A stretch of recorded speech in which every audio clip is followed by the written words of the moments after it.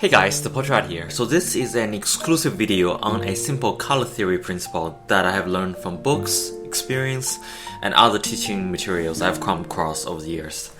A lot of great painters use this principle, even fashion designers, interior decorators, whether they fully realize it or not. Now, color theory is a big subject. It deals with scientific principles of color, the primary color, secondary color, tertiary, how they mix and what color is what on the color wheel, how if they're directly opposite it's called this, and if it's right next to it it's called that, and how they sometimes different colors relates to different emotions.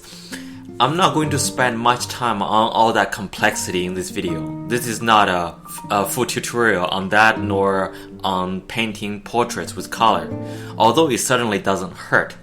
This video is mainly about how you can quickly use some simple rules, or just one simple rule really, to understand and know which color harmonizes with each other and which doesn't and tends to clash, and why. So you don't really have to memorize anything. You don't have to memorize like this specific color goes with that specific color. You don't have to do that. So before you watch this video, it might also help you that you watch my video on how to control contrast and viewers' attention. The link of that video is in the description. Alright, now like all things art, it is not a hard rule. There are exceptions, and depends on the way you use the colors. Things can look great even when the principle is not followed. But the principle applies in most cases and can provide a general idea of how some colors goes together well and others just clash. First, even though I said this is not focused on drawing portrait with color, I can quickly point out really to improve on that aspect, you just have to learn to see color. Really see all the colors. And not this vague blend of impression of color our brain quickly makes and we just accept, or to be overly influenced by context, so we don't actually see what is really there. For example, this viral image. Now, strictly speaking, regarding the colors in this image, some people see it accurately as the dress as blue with goldish brownish color, and some see it as white.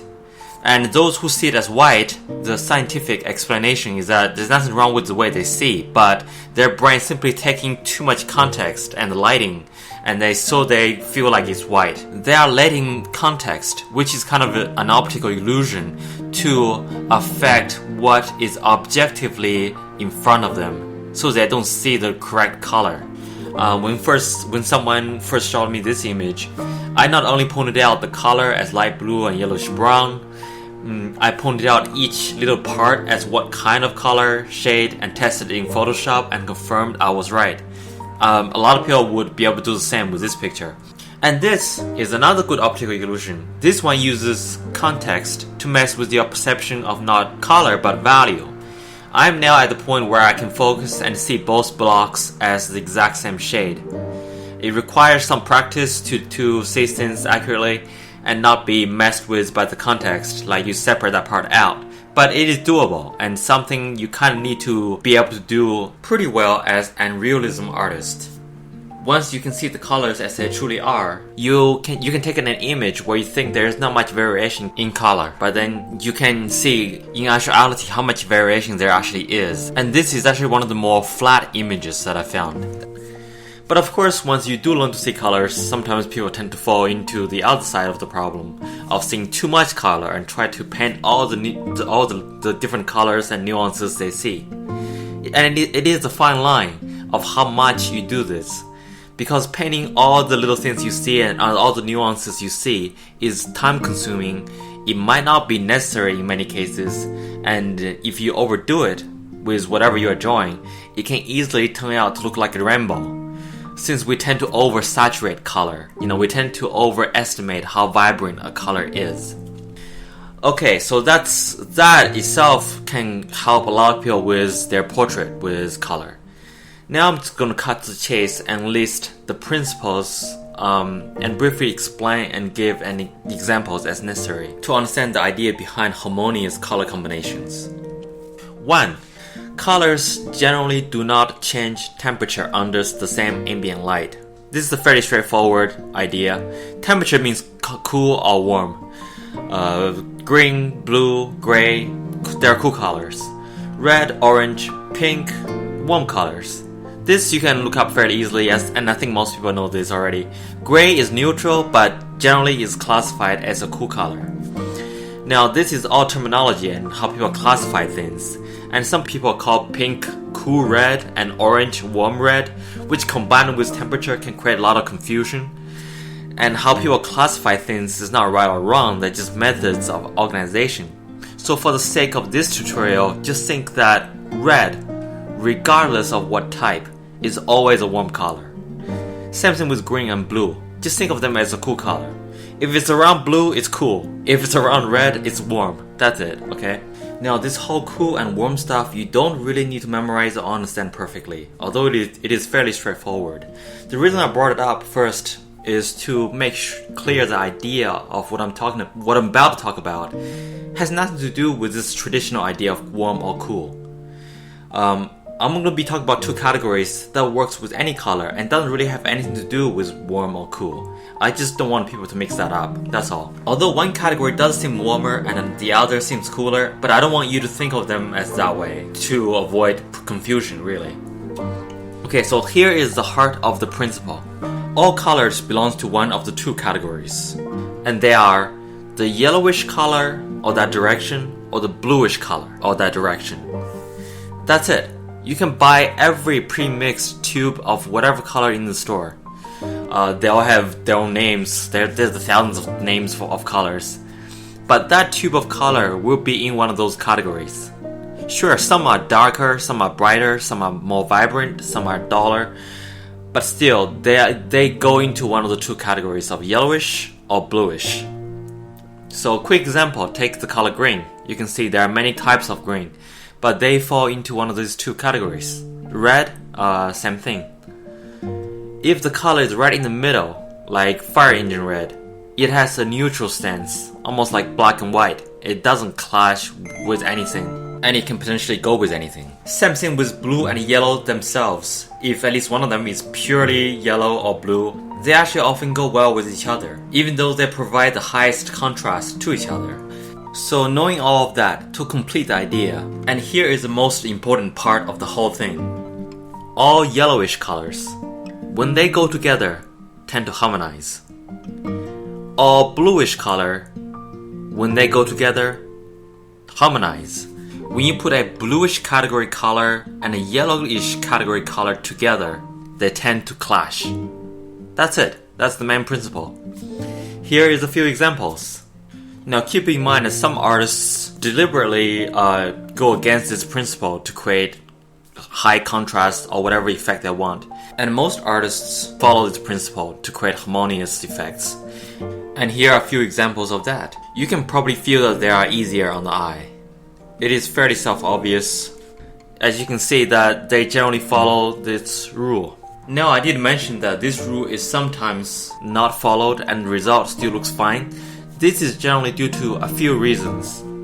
One, the colors creates high contrast and is used well in attention control. Two, the clashing colors are used to create patterns that are pleasing. Or the clash is small, like most areas of the drawing or the room or whatever is heavily leaning towards one side. And then you have the little dashes of the opposing category colors in there. So it's not a huge disharmony that's created.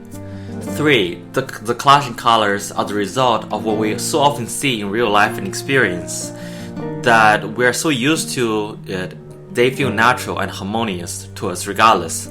You know, the best example is probably like the blue sky with green grass. Even if the grass is like yellowish, you know, it's just so natural to us. It just feels harmonious regardless.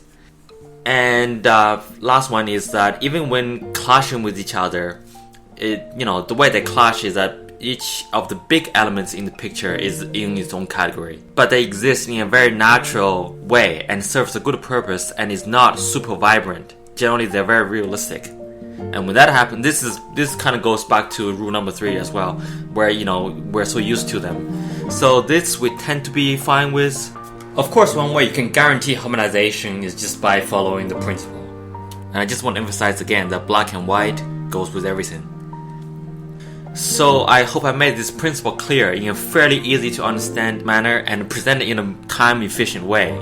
So now when you pick a hat or a purse to go with that dress, or if you think whether the pants go with the shoes or the shirt or the tie, a pretty safe bet is to follow this principle. Lean towards one category heavily or another, or entirely. You will dress in a harmonized way, and same thing applies with painting and drawing and decorating. A little bit of things that clashes is not a big deal. Like if you have gold earrings but wears a pink top. But do realize that when you do that, the earring or the top or both does clash, and this brings more attention to them. It might be the effect that you want, but it might also cause some feeling of disharmony if depends on the degree and vibrancy of it, If it's not too vibrant, the effect won't stand out that much, whether it is harmonious or not. But it is not a coincidence if you Google designer dress, you'll see that they are mostly composed of one or two colors. And if it is two colors, one of them is most likely white or black. Then there is no chance of clash.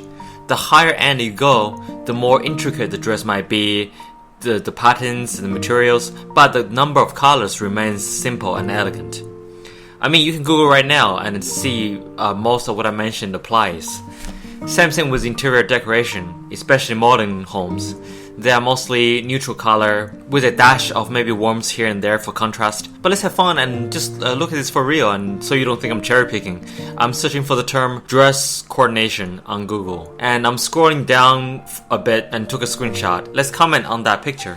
Alright, top left looks like a very culture-oriented piece. The green is pretty neutral, and like I mentioned in the video, blue and yellow, gold/orange, as long as they are not too off, is actually one of the few combinations that works, and it's easy on the eyes. A lot of the neutral colors can behave similarly, and black and white, of course. It is when color that is so far from purely primary or secondary color, that's when the principle becomes more and more important. And of course, we have the designer dress right next to her, to that picture. It's just one color. I'm like, I don't know. Some of these are obviously not designer dress at all. So the park ranger, you can tell, even his dress is abides by the rule. Basically, it's yellowish, and I don't know what the heaven it is that's beside him, but at least that person dresses. It's color coordinated. It's all like it's pink, it's white, it's leans towards the bluish side. The one next to it, obviously, like I said before, it's two colors. One of them is mostly like white. In this case, it's white and black, so it goes with both. A lot of the bright dresses, they're all white, so not much to say about that. The middle one is purple or violet with pink, so that's all bluish. I'm trying to find one that's contrary to what I've been talking about, but it's hard to find because you can see almost every one of these pictures abides by the rules. The one near the middle, in the middle, where the woman is wearing like a really dark purple, but you can see the color on her shoulders and everything, and the neckline is white, so that works. Bottom there's a princess apparently, then her hair is purple and the dress is purple, so different shades of purple, but this guy that's on the bottom, he's all yellow, that's just yellow green hat with a slightly more yellow shirt with a bit of white scarf with a little bit of a gold at the bottom. So that's, and then of course Michelle Obama looks like Michelle Obama, right? And that's clearly just completely blue.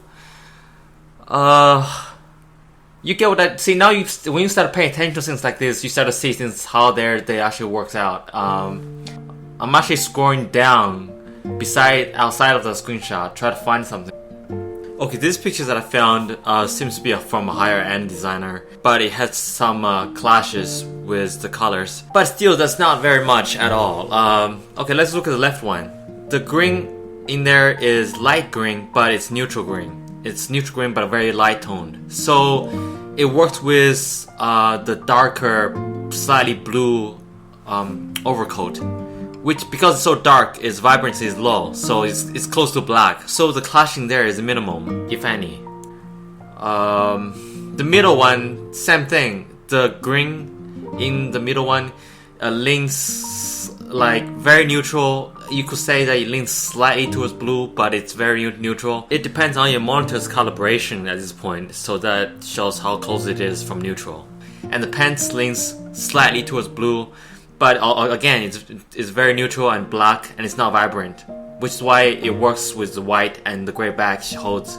You could argue that her shoes, which are obviously yellowish, clashes with the bluish, tone of the pants. But because the pants is so dark, right, and none of the colors are vibrant, any clash or disharmony there is pretty much non-existent or, barely noticeable.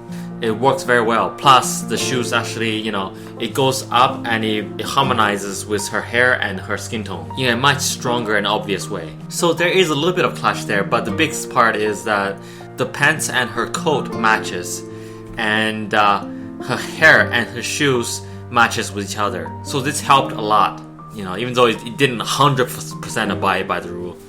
And if you look at the right side, that's 100% by the rule.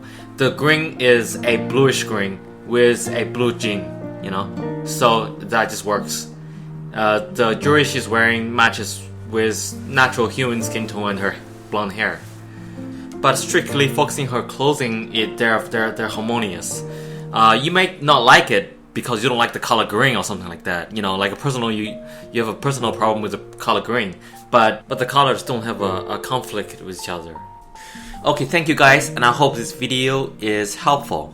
It's probably like 2 books and a semester of art school regarding color compressed into 10 minutes. You won't know all the technical terms and a lot of the technical principles, but you will be able to now create the end result that, that's harmonious, which is all that matters really.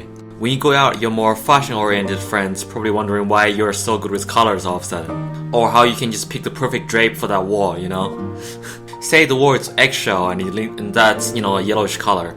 So now you can pick whatever color you want, but just make sure it leans towards the yellowish side, and then it will harmonize with the wall. If you like this video, please subscribe, hit that bell, give it a thumbs up, and leave a comment. It really helps my video on YouTube. And if you want to more directly and more effectively supporting me, please consider joining me on Patreon so that I can make more videos for you. Because the truth is, I cannot do it alone without your support. Thanks guys, and talk to you next time. Cheers, and all relevant links are in the description.